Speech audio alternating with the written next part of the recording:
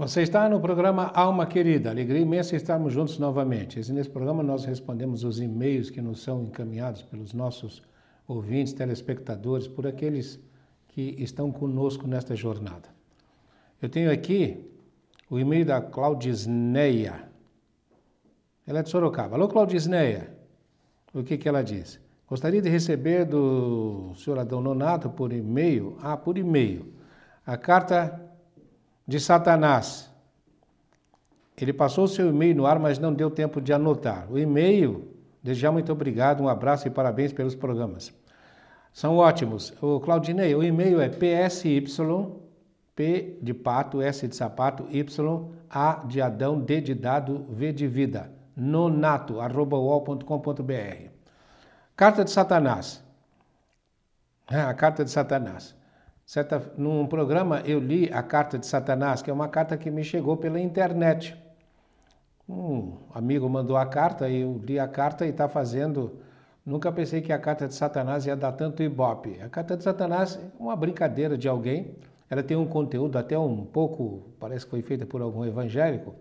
E quando eu li a carta, eu interpretei, fazendo um pouco mais o papel de Satanás, né? Um Satanás que conhecesse muito mais do que o que os evangélicos conhecem e que conhece também psicologia, e o Satanás dizendo, eu gosto muito de você, ou melhor, eu te odeio, mas você me facilita demais o trabalho, você levanta, não dá graças a Deus, não se lembra de Deus, não se lembra do seu Criador, você maltrata os seus pais, você toma café, você se alimenta sem agradecer, e aquelas reboladas que você dá nas baladas, aquele seu jeito sensual, como facilita o meu trabalho? Que gostoso ver você, você está do meu lado, você é do meu time e tal, e assim vai, né? A carta de Satanás é meio longa. Agora, só queria dizer para todos os nossos queridos amigos, as almas queridas desse programa, que a carta de Satanás, se você colocar na internet carta de Satanás, aparece aquela que eu li e aparecem outras. Agora já está tendo uma espécie de inflação, né? de invasão da carta de Satanás na internet. Logo depois eu recebi um outro e-mail em que fala do jovem que estava em cima de um muro e de um lado tinha uma porção de anjos gritando para ele descer do muro. Vem para cá, nós estamos te esperando, vem para cá, vamos ajudar você. E do outro lado estava uma porção de demônios, só que os demônios estavam calados.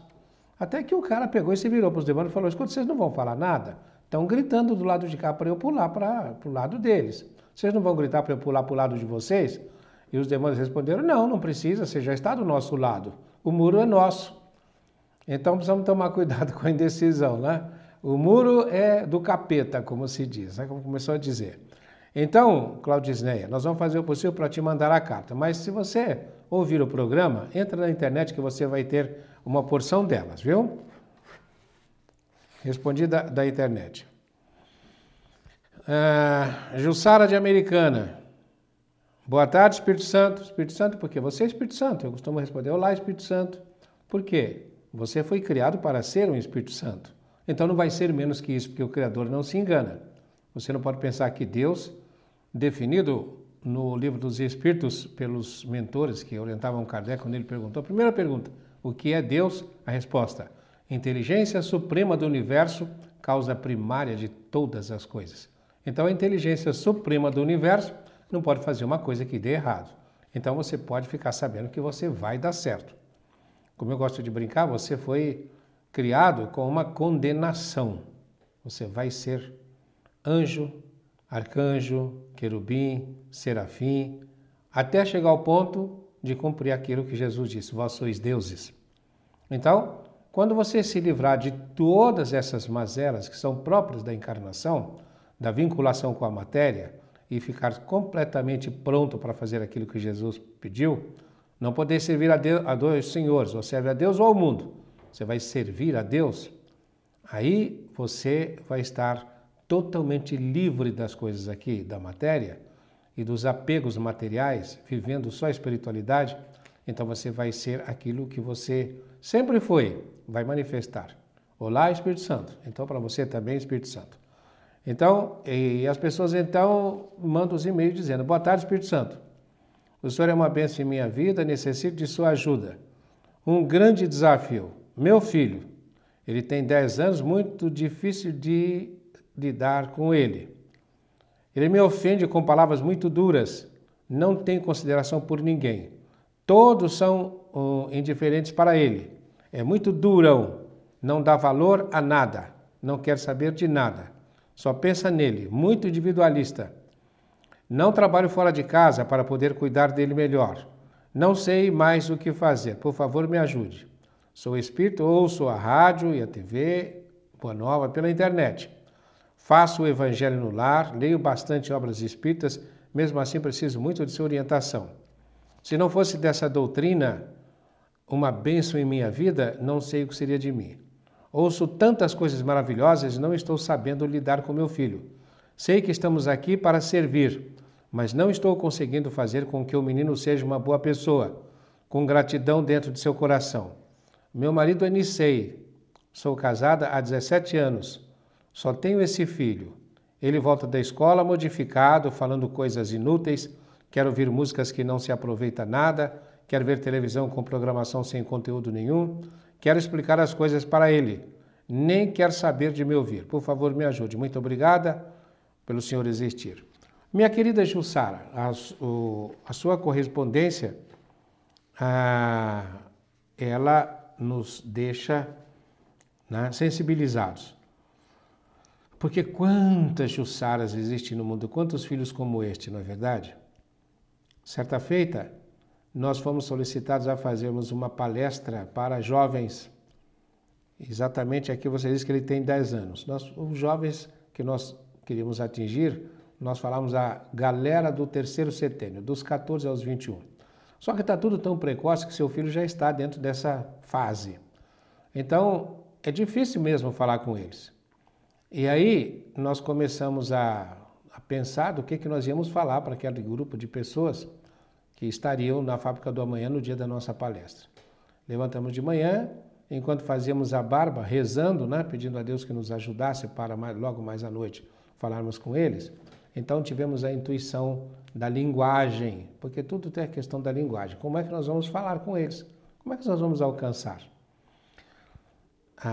as pessoas que estão nos ouvindo? Aí tivemos a intuição e quando chegou a noite, o salão estava cheio. Nosso salão, ele comporta perto de 300 pessoas, então estava lá quase umas 250. Para surpresa nossa, havia muitas avós, como as avós se interessam pelos netos, né? Uma coisa bonita. E aí nós começamos a nossa palestra dizendo, galera, vocês estão aqui com curiosidade, talvez as outras pessoas mais idosas tenham trazido vocês, e vocês precisam saber de uma coisa, vocês são como que computadores de última geração, né? E disse o nome de alguns computadores de última geração, toda essa molecada conhece informática, mais do que nós. Vocês são computadores de última geração e saíram de fábrica com um programa pré-configurado na BIOS. BIOS é o coração do computador. É onde estão lá todos os programas que fazem o computador funcionar. De início para depois você colocar os outros softwares. Vocês saíram com um programa pré-configurado. Eles sabem disso. Na BIOS. E outra coisa, se vocês tentarem instalar algum programa que contrarie os programas que estão na BIOS, e o programa principal que está na BIOS se chama Lei de Deus. E a sua BIOS é a consciência que Deus pôs em você. E expliquei como é que a lei de Deus está na consciência do homem. E se você tentar instalar um programa que contraria aquele programa que está pré-instalado, o computador dá pau. Então eu comecei a falar da lei de causa e efeito. Como é que aquilo que você semeia, você tem que colher. Aí, o que é que você faz no seu computador que pode dar pau? O que é contra a lei? Comecei a falar dos comportamentos que são normais agora na juventude, mas que não são de acordo com a lei de Deus. E a consequência é negativa. E o computador vai dar pau. Então comecei a falar das consequências de cada uma dessas ações. E aí você vai ter que passar o antivírus para liberar o seu computador para que ele possa funcionar de maneira adequada. E qual é o antivírus? O antivírus é o amor, o antivírus é a reconciliação com os adversários, o antivírus é andar uma segunda milha. Eu fui explicando tudo aquilo que Jesus disse, mas dentro da linguagem da informática. Tudo aquilo que você faz, que é negativo, que contraria a lei, faz o computador ter problemas. Aí você vai ter que passar o antivírus. O antivírus é tudo aquilo que Jesus ensinou.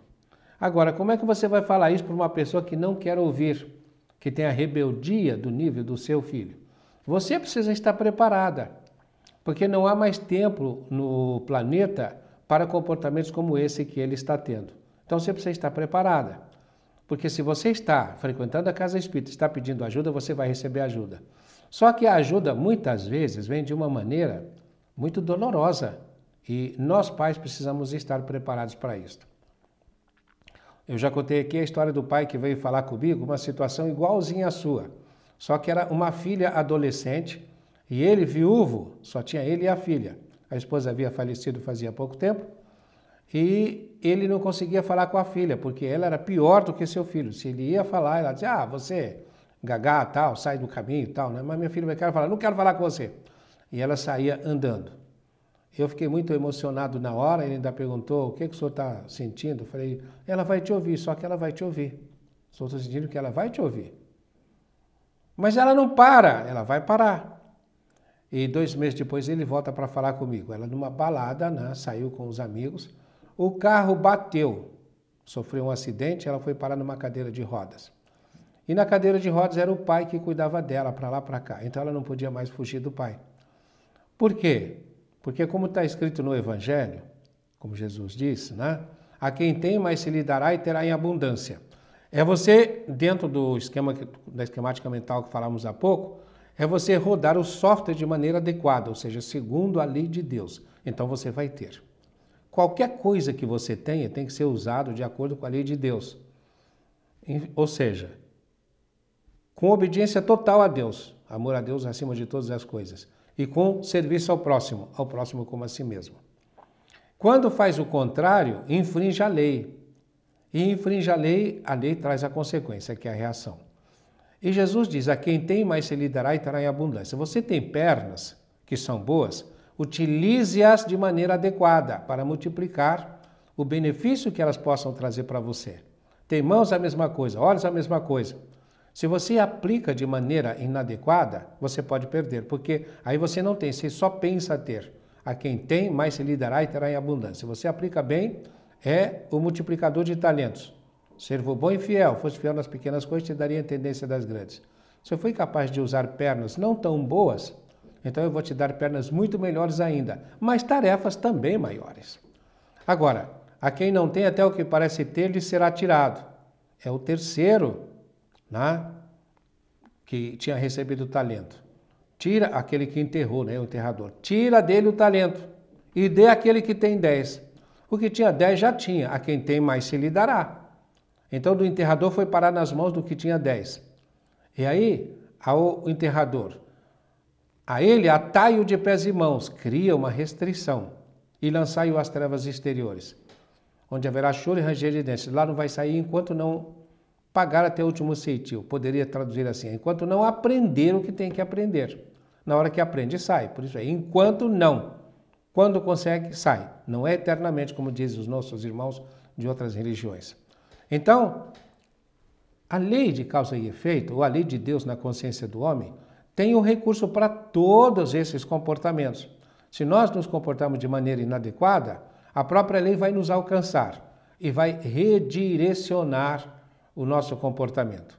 Eu ainda tenho que falar mais sobre esse meio com você, mas agora nós vamos fazer um intervalo, daqui a pouco nós estaremos de volta.